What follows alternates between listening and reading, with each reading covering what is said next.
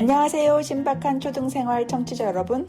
지난 시간에 초등학생 때부터 진로를 고민해보는 기회를 가져보는 것이 좋겠다고 말씀드렸죠.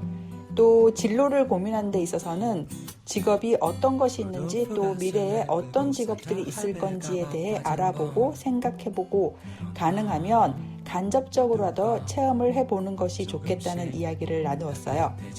오늘은 이창호 선생님과 함께 초등학생들이 학교에서는 직업과 관련된 부분에 대해서 어떤 준비를 해주고 있는지, 그리고 학부모님들께서는 어떤 부분을 더하여 아이들 진로에 대해서 고민을 함께 해보시는 것이 필요한지에 대해 생각을 해보려고 합니다.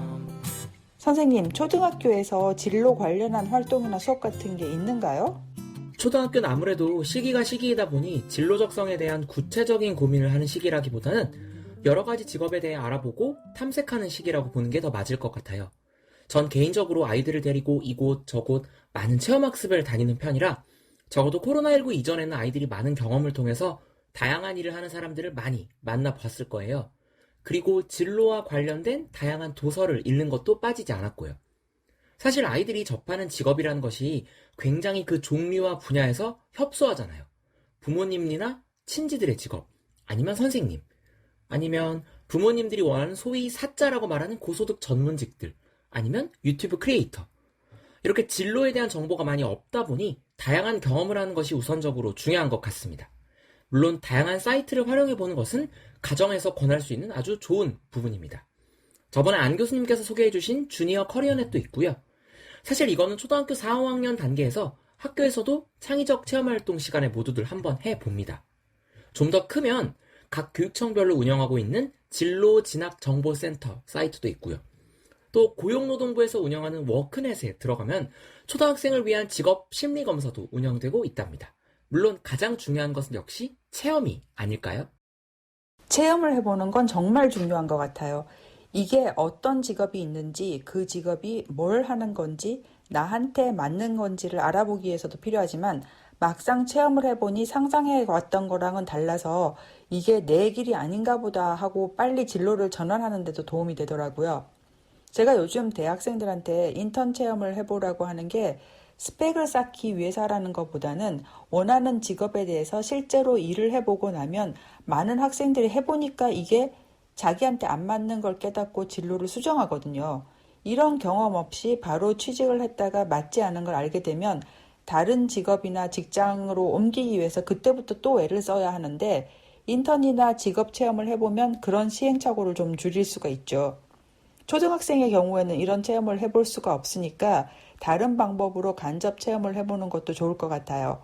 저는 아이가 초등학교 때 고고학자가 되겠다고 말해서 아이의 꿈을 더 키워줄 요량에 국립박물관에 마침 전시하던 중국 유물 전시회를 간 적이 있었는데요. 그때 그 중국 유물이라는 게 우리 같은 문외한이 보기에 신기하거나 뭐 엄청난 거보다는 돌조각에 뜻모를 글자가 있거나 깨진 독 같은 게 주로 많았어요. 어찌나 많은지 끝도 없더라고요. 우리 둘 다 그거 보다가 너무 지치고 머리도 다리도 아팠는데 그날 이후로 아이가 자긴 고고학 안 맞는 것 같다 하더라고요. 그게 맞는 결정인지 아닌지는 지금도 잘 모르겠지만 하여간 아이에게 많은 경험을 하게 해보고 진로에 대해서 다각도로 생각할 수 있는 기회를 주는 거는 되게 중요한 것 같습니다. 그런데 교수님, 사실 근데 저는 이런 생각도 해봐요. 사실 2020년대는 굉장히 세상이 격동하는 시기잖아요. 소위 미래에 뜰 직업이라는 것들은 사실 지금은 존재하지도 않는 것들도 많고, 전통적으로 유망했던 직업들 중에는 곧 기술의 발달로 인해 사라질 것이라고 예상되는 직업들도 많죠. 사실 초등학교에서 아이들이 어떤 직업을 갖고 어떻게 먹고 살 것인가를 아주 구체적으로 고민해주는 것은 조금 이르다? 어떻게 보면 성급하다라는 생각도 듭니다. 다만 어떠한 미래가 오더라도 나의 자아를 실현하는 수단으로서의 이 직업이라는 것을 어떻게 받아들이는지에 대한 그런 기본적인 직업관을 잘 세우는 것은 그래도 중요하지 않나 하는 생각을 합니다. 유튜브 하면 먹방하면서 쉽게 돈 벌 수 있을 것 같지 않아요? 선생님, 저는 그냥 코인으로 돈 벌어서 건물 사서 월세 받고 살고 싶어요. 선생님 애들 가르치는 거 무지 힘들어 보이는데 한 달에 얼마 벌어요? 이 당돌하면서도 당혹스러운 이 질문들이 모두 초등학교 교실에서 아이들에게 흔히 나오는 이야기들입니다. 뭐라고 해야 될까요? 이 아이들의 무서울 만큼 정확한 현실 판단에 놀라게 되면서도 이렇게 비뚤어지고 왜곡된 직업관을 가진 아이들이 성장해서 직업인으로 이루는 사회에서 각각의 일을 하면서 보람을 얻는 사람들이 모두 존중받고 자부심을 가질 수 있을까? 하는 생각이 들었거든요.